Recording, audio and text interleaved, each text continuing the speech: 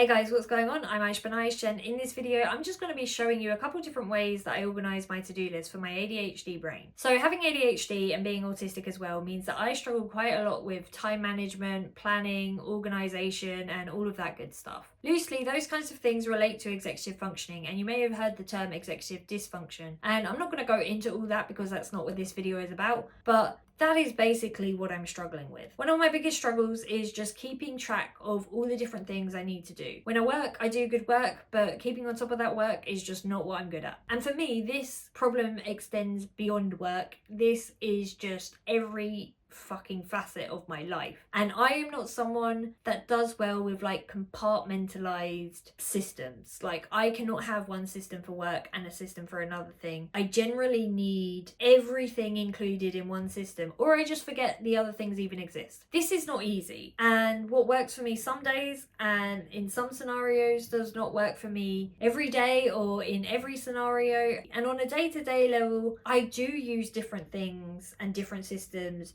for different aspects of my life, but generally I kind of need everything all included together. As I said, I will just forget about everything if I'm just looking at a list of work stuff. I will forget to fucking, I would say feed my cat, but my cat is fed by a machine because otherwise I would forget. I think in the past I didn't realise how much I struggled with this kind of stuff, and this like came up in my assessment as well, because I have always been like really into planners, because you know everyone says get a planner.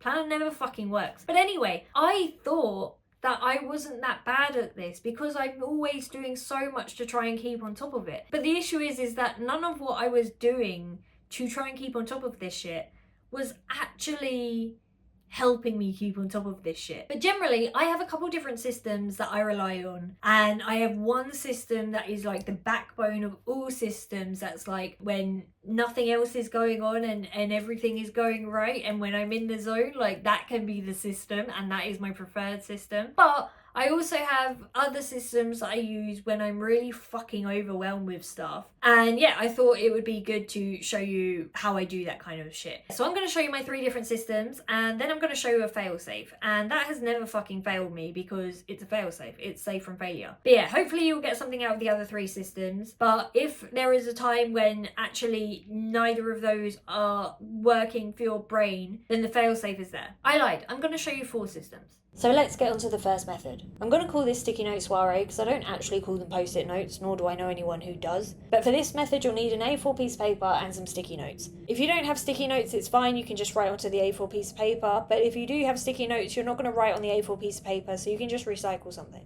I'm using a plain bit of paper just because it looked better. So what you want to do is get your A4 bit of paper and fold it in 4. I suggest when you unfold it, you try and unfold it the way I have, so that there's a mountain crease in the top half and a valley crease in the bottom half. I just find it more convenient to do it this way, and you'll see why later. Once you've unfolded your paper, it's time to grab your sticky notes. We're using sticky notes because they help to categorise different areas of life, and they're replaceable. So if you've got one area of life with a high task turnover, you don't need to keep making new lists or looking at a load of crossed out tasks. You can just get a new sticky note. These are the categories I use, but I've adapted them to what works for me. You can obviously do the same. So then you basically just want to use your sticky note to write down all the different things you need to do for each area. So you should have 1 sticky note per area. One of the things that I really like about this method is that you can adapt it to what suits you as an individual, but also what works for you in the moment. So your default categories might be different to mine, but they also might change depending on what you need right now. Sometimes I do actually put things in multiple categories, but only when it's important and something else. So for example, flea cookie and meter readings are in my home and my important section because they are home tasks, but they're also important. I find these categories work well for me because they have what I need most on the top half, but I can also write down various things I need to do around the house, and also things that are like on my radar but I don't need to be thinking about them, but it helps get them out of my head. For me, the important section is the one I look at most. It's basically important and urgent things, and if I really need to make sure I don't forget something, that is where it's going to go. What I really like about this is when you fold it up, it's really small and you can just shove it in your back pocket. But also, if you folded it like I did, then your most important tasks and your current project, which are the ones you probably want to see the most, are on the outside of your fold. You can also just, unfold it and see everything all at once. But yeah, I find this a lot easier than just writing to-dos on a little like bit of note paper or, whatever, because it's a bit thicker. I tend to lose it less. And by default, you also just have some random scrap paper because you can always write on the white paper if you need to write anything down. Sometimes I even do this on the back of a printer printout of my weekly planning template thing, which you'll see later in the video. And that to me is like the most portable productivity. Because it's a physical thing, I don't forget it exists. But it's also not stupidly complicated, and it doesn't require as much rewriting as a bullet journal or a traditional planner might when tasks carry forward. But it's also a lot more organised than having a single list. I find this is really good for like just getting everything out my brain, making sure that every base is covered, but without having to do the nitty-gritty planning of like, when am I going to do this? For me, the problem with a lot of systems that focus on what you need to do today is that I often don't get what I'm supposed to do done on a day, but I might do something else. But also there are often a lot of tasks that I don't need to do that day, but are just eating my brain with because I'm trying to remember them. But if I put them in a task management app without a date assigned, then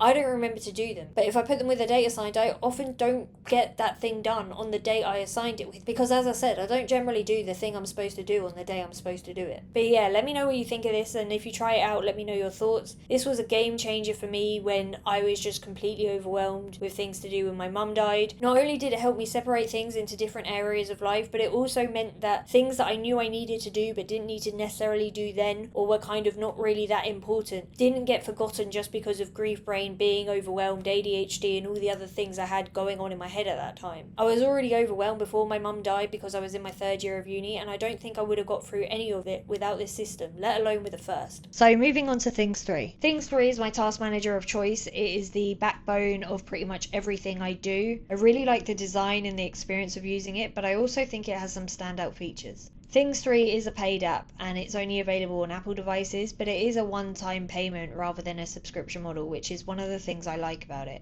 I'm not sure this needs to be said, but this video is not sponsored by Culture Code, who make Things 3, nor is it sponsored by any of the other apps I go on to talk about. This video is not sponsored by anyone, so if you want to sponsor this video, then, I mean, it's a bit late now, but somebody give me some money. I've been using Things 3 for over 5 years at this point, and I have tried different task manager apps in that time, but I always end up coming back to Things 3. The way I use things is I literally try and put everything in there. So even things that are routine and I'm unlikely to forget, I put them in there, so if I do forget, or even if I don't, I've got a prompt to make sure I do them. In the past, I have tried to put habits in things because there are things to do, but this didn't really work for me. But other than that, everything else I try and put in things. As I said, I really like the design, so that includes the menu here, and you know, even just how areas and projects are designed. I love the pie charts because they motivate me. You can also add tags, and I add emojis to mine because that really helps me. So yeah, this is my today view, and these are all the things assigned to today. You can pull in your calendar, which I really like because you can then see everything in one place, and you can choose which calendars it pulls in from your Apple Calendar app. And one of the things that I really like about Things 3 is that this is my today view, so everything on this view is assigned to today. And in task managers, you often have due dates, but what I really like about Things 3 is you have a due date, so it's assigned for today to do, but you can also give things a deadline. So I need to get my HIU serviced by the 8th of May, and so like I can add that deadline, but it's on my today view. In things, because I can have a due date and a deadline, I can keep track of when things need to be done by, but I can also plan to do them before then, and that can reduce a lot of anxiety and panic of not realizing something needs to be done until the day it needs to be done. So yeah, this is my today view.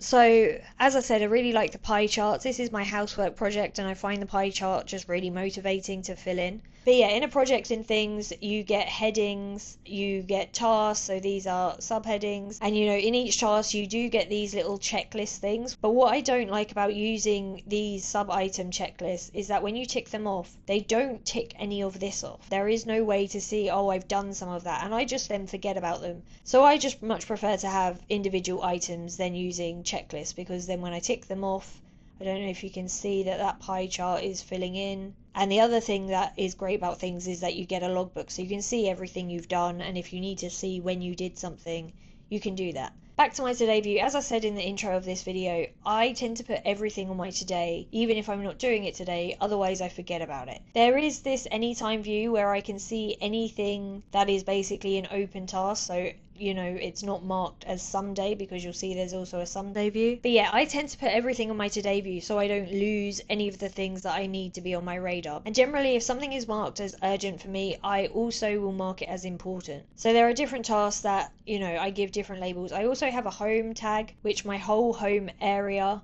is tagged with, and so on the home tag I can then see everything that I would do at home. So, you know, housework, anything to do with my cat, watering plants, and things around the home. Talking of things to do with my cat, what I really like about things is the repeat functionality you can set for after completion. So, I try and brush my cat every day, not necessarily very thoroughly, but I try and give her a bit of a brush every day. But in most other to-do list apps, if I had a task that repeated every day, then if I didn't use my to-do list for a week, there would be 7 of those tasks that are unticked. So what I like about this is that if I don't use my to-do list app over the weekend, I've not got all those tasks that have built up to delete. Whereas then if I do use it today and say I brush her, it will then repeat tomorrow on the 6th of May. So then with things, you also get the upcoming tab, which will also still show you your calendar events, as you can see, but it will show you these tasks that will repeat. I also have a reminder on Scoop. I don't know if you can see this bell.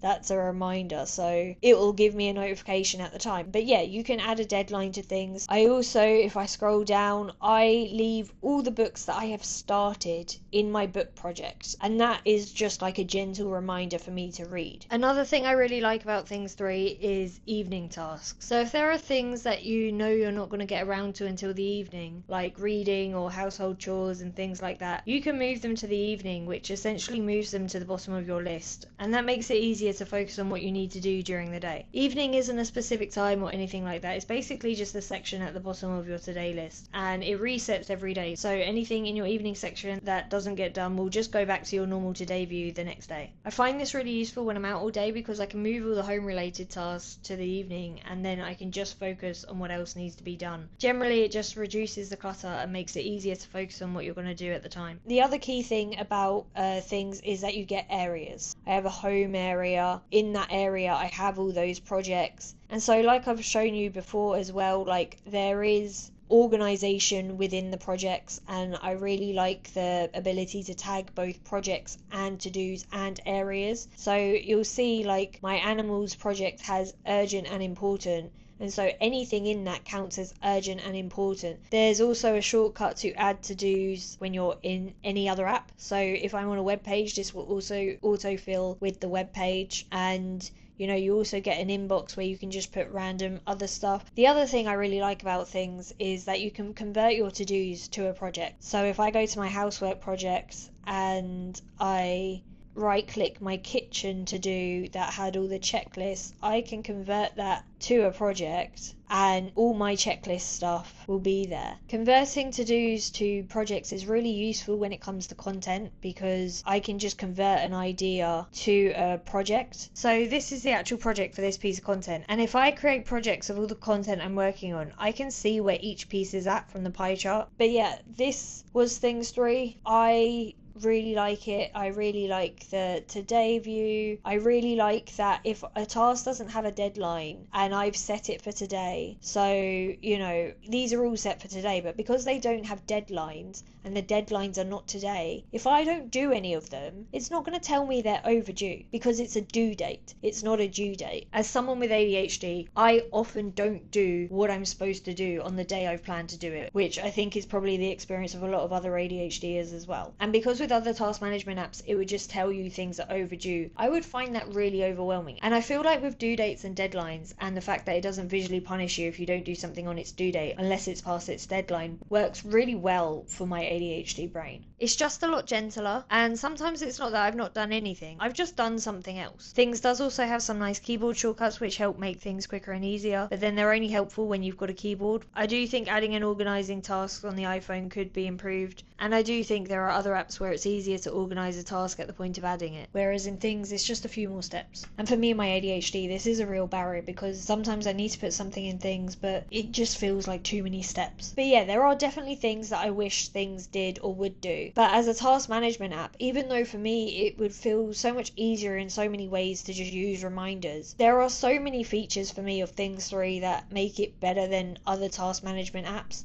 When I do use this, I at least enjoy using this. When I go into my housework thing, I will do more just so I can tick it off and see the pie chart fill in. And I think we all like that dopamine hit of crossing something off our to-do list. But with Things 3 and the pie charts, I feel like it just hits a bit better. And as much as I wish Things subtasks were better in the sense that they would also fill in a little pie chart, like it's still the best app for me. For me, Things is what works right now and it's what's worked for a long time. Yeah, there are some things that I wish would change, but overall I think it's pretty great. So on to my third method, which is using a digital whiteboard. I'm using Milanote, but you don't have to use Milanote. The only reason I'm actually using Milanote is because it embeds in Notion. So the way I'm using this is I've basically just made a weekly planning template. You can obviously buy so many physical and digital weekly planning templates, but when you make your own, you can tailor it to you. On my weekly planning template, I've put all the weekly tasks I need to do, like housework and looking after my cat, and I've also put them in on the days that I usually aim to do those things. I've also got spaces to write in other things I need to do that week, like any admin and errands, and as someone who's not much of a planner or one for doing the things I've planned to do on the day I'm supposed to do them, I find it really helpful to have a bit more of a weekly overview and know what I need to do that week rather than what day. There are, as you can see, spaces to plan what I'm going to do on each day. I don't always use these spaces, but because I've got the important things written down at the side, I don't miss anything by not using those spaces either, as I might do if I had planned those things I need to do that week for a specific day, and then by that day I hadn't looked at it. Also on each day I have things like habits and daily chores that I want to try and do. I have noticed that there's not much of a section for work, but I think when I made this I wasn't working regularly, and I haven't updated it since I have been because I think I just don't really plan when I'm going to do work. I just kind of do it when I feel like it. Or if there's something really important I need to do, I probably just put it in admin. You can obviously fill this in online, but what I tend to do is print it out. And then sometimes when I print it out, I'll do the sticky note thing on the back. So I've got on one side everything I need to do and be aware of. And on the other side, I can plan when I want to do those things and keep on top of routine tasks. If I scroll out, you'll see that I've dumped pretty much everything that was in my things on this canvas. And when I first made it, I think the aim was that then I could see everything all at the same time and I wouldn't lose things, but it's not really worked that way, and I've not really updated the rest, but I still use this weekly planning thing. I'd probably use this more if I remember to print it, so I'll probably add a work section and then print a few out so that I can just grab one when I need one. I do think at one point I did mean to print and laminate this so that I could just use a whiteboard marker or whatever and stick it somewhere, but yeah, I forgot about that. I think for me this is kind of the best of both worlds because it's editable and I can change it as my life and routine changes, but it's also printable, so I can put it in my notebook, I can put it on my desk, I can put it in my pocket, and it's also easy to use, so I can easily cross things off, I can easily write things down. I don't need to use a device or anything like that, and unlike with weekly planning pads, all of my routine is already written down. I don't need to rewrite it each week or each day or anything like that. It's all there, and that saves me a lot of time. So on to my fourth method, and that's Notion. For a long time, building things in Notion was one of my favourite forms of procrastination, but for the last few years I've been using it less and less. One of the ways I do still use Notion is for a broad overview of all the plates I'm spinning, as well as all the plates I'm yet to spin. All those plates are set up as projects in Notion, and all of those projects come under different areas of life. There are several different statuses each project can be at, so I can see what I'm working on and what is current. I generally assign each project some spoons so that I'm aware of how much I'm taking on at any given time. Some projects are things that I need to plan my time around, so they're at the forefront of everything. Some projects are ongoing and don't really have a start and a finish. Some projects are a more passive effort, while others require active input. And I include things that are like routine or things I need to do around the house just to make sure I'm accounting for everything. I also use this to plan what plate I'm going to be spinning next, and usually this is a more active plate rather than things that could coexist passively with other ongoing things. Generally this doesn't tell me a lot, but it does make sure that I don't forget what I'm trying to do with my life and my time. And it also shows me if I've taken on too much. I have a habit of trying to spin more plates than I have hands, and the only way I've managed to stop myself doing this is by queuing up all the plates I want to spin so that I'll get to them eventually. Last but not least, here's my failsafe method. If you're really stuck in a rut, sometimes the only thing that can save you is a brain dump. You've probably done a brain dump before, and if you haven't, you've almost certainly heard of them. When you're drowning in things to do, a brain dump allows you to pull everything swimming around your brain onto some paper. It's quick, it's easy, and it pretty much always helps, but there's one thing about brain dumps that I don't like. With a traditional brain dump, you only have one list, but if you're anything like me, a lot of the things swimming around your brain aren't relevant to right now. So swap out your skinny to-do list pads for something wider, and let me show you how I get around this. Using this wider notebook, I start by doing a traditional brain dump. The things that really need to be done right now or today go on the left, but anytime I think of something that doesn't need to be done right now and can wait, it goes on the right. This way I can still get everything out my brain and free up the bandwidth to actually do some of those tasks, but I can also keep things that I need to do soon on my radar. In the moment when you're writing this, it's not always easy to be like, yeah, this doesn't need to be done now. So if you write something on the left side that actually can go on the right, just cross it off the left and write on the right. Like, it's really not too difficult. By doing that, and by generally splitting our list like this, you can just work through the left column without any distractions. I mean, there will be distractions, but not from things that you don't need to do now.